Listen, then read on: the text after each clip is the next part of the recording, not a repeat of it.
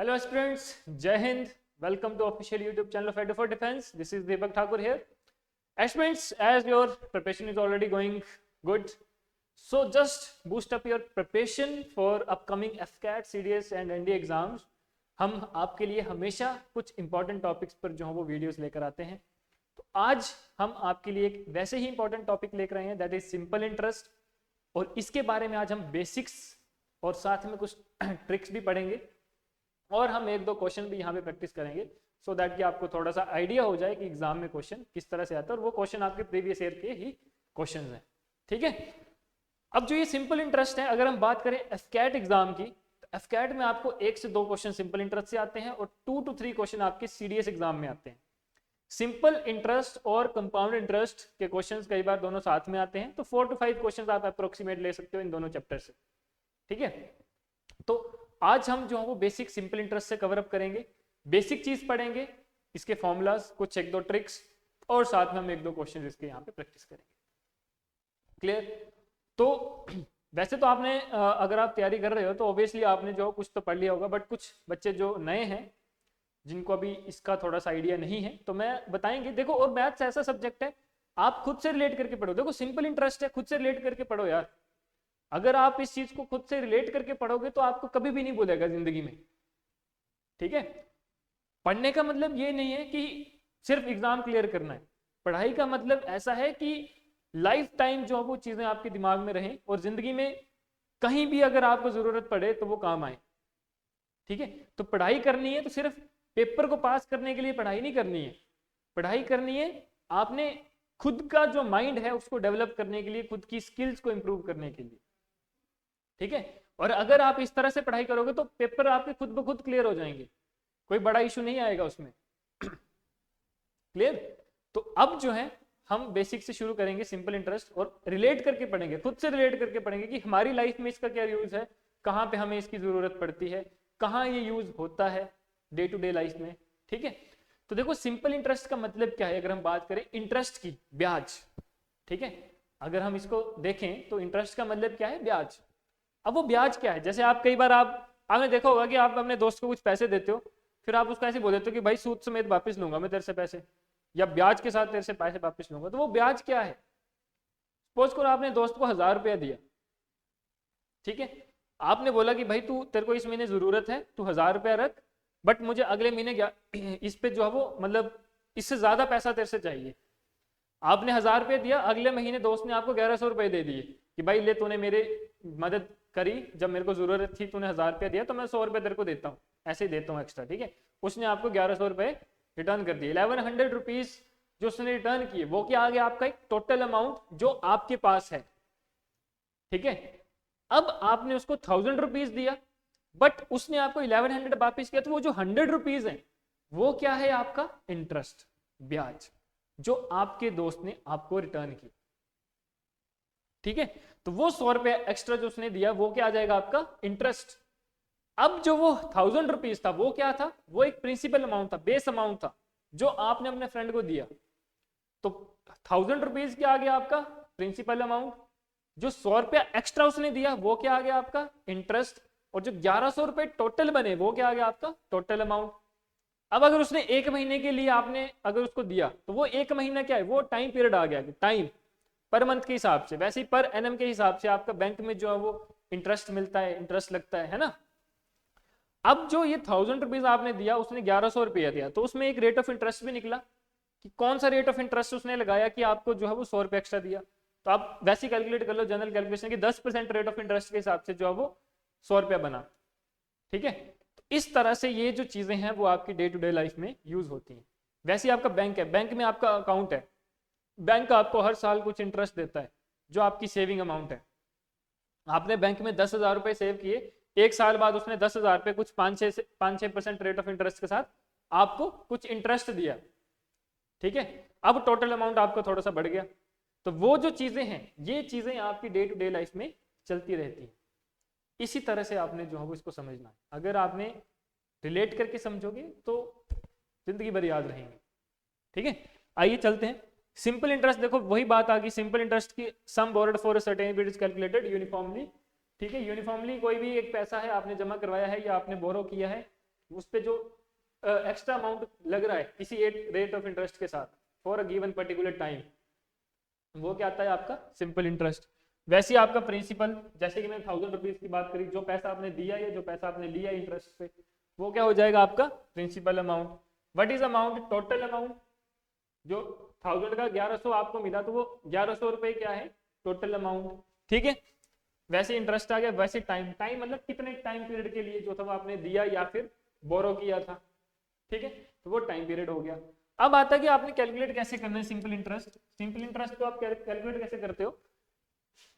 एक आपका given amount है प्रिंसिपल अमाउंट यानी कि P at a given rate of interest R for given time T by 100। इस फॉर्मूला से आप क्या कैलकुलेट करते हो? Simple interest. ठीक है, यहां से आपका क्या निकलता है? Simple interest. ठीक, आगे चले। अब देखो सिंपल इंटरेस्ट तो आपका बेसिक आ गया PRT बाय 100। अब आपके मैक्सिमम क्वेश्चन तो मतलब मैक्सिमम के हर एक क्वेश्चन इसी फॉर्मूला से हो जाते हैं सॉल्व।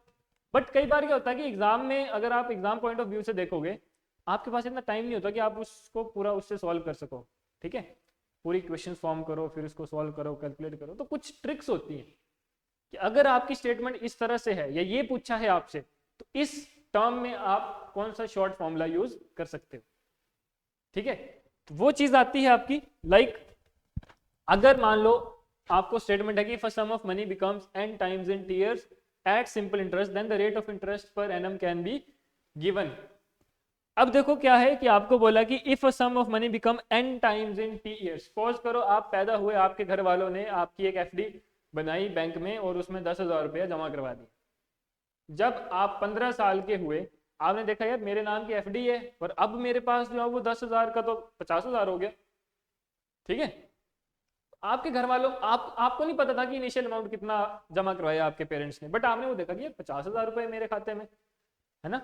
आपके पेरेंट्स ने बोला कि ये पैसा 5 गुना हो चुका है आज, तो कितने टाइम्स हो गया वो क्या आ जाएगा आपका n।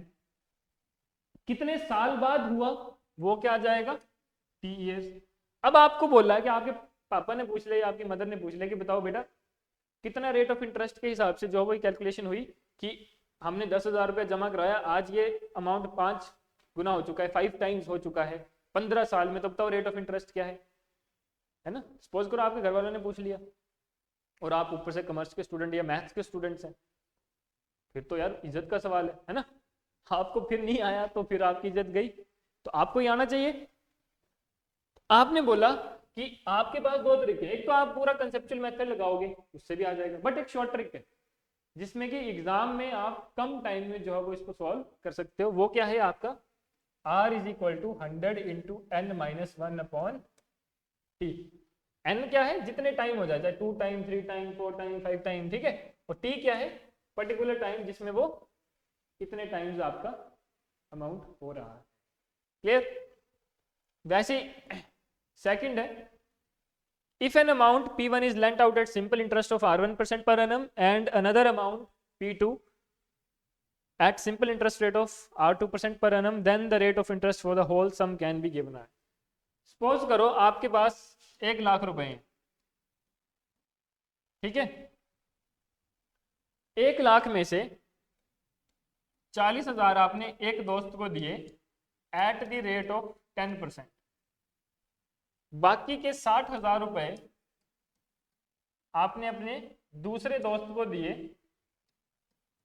जिसके साथ आपकी थोड़ी अच्छी नहीं बनती थी, उसमें आपने इंटरेस्ट ज्यादा लगा दिया कि 15% पर रेट ऑफ इंटरेस्ट के साथ। ठीक है, एक को 10% रेट ऑफ इंटरेस्ट के साथ, एक को 15% रेट ऑफ इंटरेस्ट के साथ। आपका टोटल अमाउंट है 1 लाख रुपया, जिसको आपने 2 पार्ट्स में डिवाइड किया और अलग अलग रेट ऑफ इंटरेस्ट के साथ उसको अपने दोस्त को दे दिया और एक पर्टिकुलर टाइम पीरियड के लिए। ठीक है, या पर एनम के हिसाब से। ठीक है, 1 साल के लिए। अब आपको बोला है कि बताओ आपको जो टोटल अमाउंट मिलेगा, ठीक है, तो आपने एक को आपने 10% के हिसाब से दिया, एक को 15% के हिसाब से दिया, तो एवरेज आपका रेट ऑफ इंटरेस्ट कितना रहा उस टोटल अमाउंट पे, तो वो आप कैसे कैलकुलेट करोगे? इस फॉर्मूला से। ये तो अलग अलग आ गया ना कि 1 लाख को आपने 2 पार्ट में डिवाइड किया और 2 ही अलग अलग रेट ऑफ इंटरेस्ट के साथ उसको दिया, तो टोटल जो एवरेज रेट ऑफ इंटरेस्ट आपने इस टोटल अमाउंट पे लगाया वो कैसे लगाया? Just use this formula R is equal to P1 R1 plus P2 R2 by P1 plus P2। P1 क्या है आपका? जो ये फर्स्ट प्रिंसिपल अमाउंट है, R1 क्या है, इसका first rate of interest, P2 क्या है, सेकंड, और R2 क्या है, ये वाला। ठीक है, इस तरह से जो है आप इसको कैलकुलेट कर सकते हो। Got it? आगे चलते हैं। A sum of money at simple interest N1 itself in T1 year, it will become N2 times of itself in if rate is constant. अब देखो पीछे क्या पढ़ा था आपने कि रेट ऑफ इंटरेस्ट आपका अलग अलग है। अब यहाँ पे क्या बोला कि रेट ऑफ इंटरेस्ट आपका क्या है, सेम है, 10%, 12%, 15%, 20%, जो भी है। ठीक है, बट आपने क्या किया, आपने कुछ पैसे जमा करवा दिए अपने बैंक अकाउंट में और 5 साल बाद देखा वो पैसे 2 टाइम्स हो गए थे, मतलब कि 2 टाइम्स हो गए 5 सालों में। सपोज करो 2 टाइम्स हो गए 5 ईयर। आपने फिर 10 साल बाद देखा तो वो पैसे 5 गुना हो चुके थे, यानी कि 5 टाइम्स हो चुके थे 10 साल बाद। ठीक है, अब अगर इन 4 में से कोई एक वैल्यू आपको गिवन नहीं, सपोज करो आपको बोला है कि आपके पास कुछ अमाउंट है, रेट कांस्टेंट है, 2 टाइम्स हो रहे हैं 5 सालों में, तो बताओ कितने टाइम होंगे 10 साल बाद, या 5 टाइम्स कितने ईयर्स के बाद होंगे। मतलब कोई एक वैल्यू आपको स्किप है जो नहीं गिवन है, वो आपने जस्ट यूज दिस फॉर्मूला और इससे आप सॉल्व कर सकते हो। ये शॉर्ट ट्रिक है। लॉन्ग मेथड से भी हो जाएगा कि आप PRT/100 वाला फॉर्मूला यूज करोगे, वहां से भी सॉल्व हो जाएगा। ठीक है, प्रिंसिपल अमाउंट P मान लो, रेट ऑफ इंटरेस्ट कॉमन है R मान लो, सॉल्व कर दो, 2 इक्वेशन बनेंगी आपस में सॉल्व हो जाएंगी। बट हम यहाँ पे ट्रिक की बात कर रहे हैं, तो ट्रिक क्या आएगी, ये वाली शॉर्ट ट्रिक। बाकी हम डिटेल में ये चैप्टर पढ़ाते हैं अपने क्लासेस में, जब चलता है तो हर एक फॉर्मूला के हम क्वेश्चंस भी करवाते हैं, वो डिटेल चलती है। बट अभी हम आपको बता रहे हैं ट्रिक के साथ आपने सॉल्व कैसे करना है। बट ट्रिक का मतलब ये भी नहीं कि आपको बेसिक ना आए, बेसिक भी समझा रहे हैं, बेसिक भी मैं अभी आपको यहाँ पे समझाऊंगा, बेसिक्स के साथ ट्रिक को कैसे फॉलो करना है वो यहाँ पे पता। ठीक है, तो यहाँ से आपका T1, T2, N1, N2 कोई एक वैल्यू आपको गिवन नहीं होगी, वो आपने इस फॉर्मूला से फाइंड आउट कर लिया। ठीक, नेक्स्ट है, in what time will this simple interest be n of the principal at r% per annum। मतलब सिंपल बोला कि कितने, देखो आपको टाइम और एन टाइम और रेट ऑफ इंटरेस्ट में से कोई एक वैल्यू गिवन नहीं है और 2 वैल्यूज गिवन है, तो जस्ट यूज दिस फॉर्मूला कि आपको बोल दिया कि आपका सिंपल इंटरेस्ट n टाइम्स हो रहा है प्रिंसिपल अमाउंट के एट r% per annum। ठीक है, आपको टाइम बताना है तो you just use this formula, rate of interest given है, एन टाइम गिवन है, साल निकल जाएंगे t। इस तरह से आपकी जो भी वैल्यू है, जैसे यहां से t निकालना तो t is equal to n into 100/r। ठीक है, ये फॉर्मूला आप यूज करके वैल्यूज निकाल सकते हो। Note it. एक क्वेश्चन करते हैं, देखो क्वेश्चन है simple interest of a certain sum at the rate of 10% per annum for 6 years and 7 years differ by ₹650, but is the sum. आपको पता है सिंपल इंटरेस्ट का फॉर्मूला क्या होता है, PRT/100। क्वेश्चन को समझना है, देखो बहुत इजी है, स्टेटमेंट को समझो।